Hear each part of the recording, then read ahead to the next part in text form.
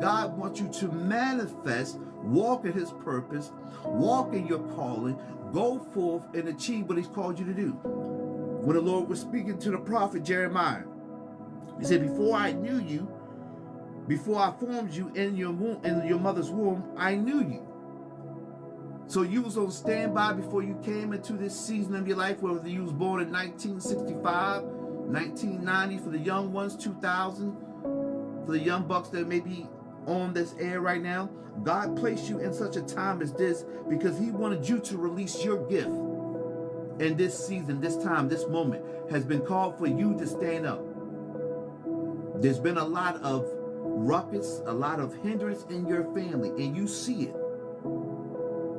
Could it be that God is saying, I called you to be the mediator, to be the one to uplift, to bring the ones who, to be the one to shift the dynamics of your family in this season? What is your purpose is what I want you to ask yourself. Lord, why do you have me here? A lot of times to see it, whatever agitates you, whatever that you are aware of that bothers you, that I believe many times that's what God called you to do.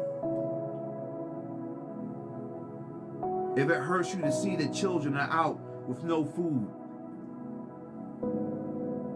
no place to go, that God wants you to build that orphanage, that God wants you to reach out and start that program.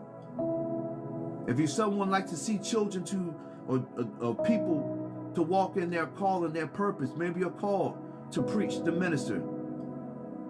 If it's something about when you make or cook something, it's just amazing. Everybody else tries to make it, you give them the recipe, but it's not, it doesn't hit the same. It don't taste the same. Why? Because God has gifted you and placed it in you. God has a purpose for within your chef ability and your speaking ability and your caring ability, that God says, I want you to use that to manifest and glorify me here on earth.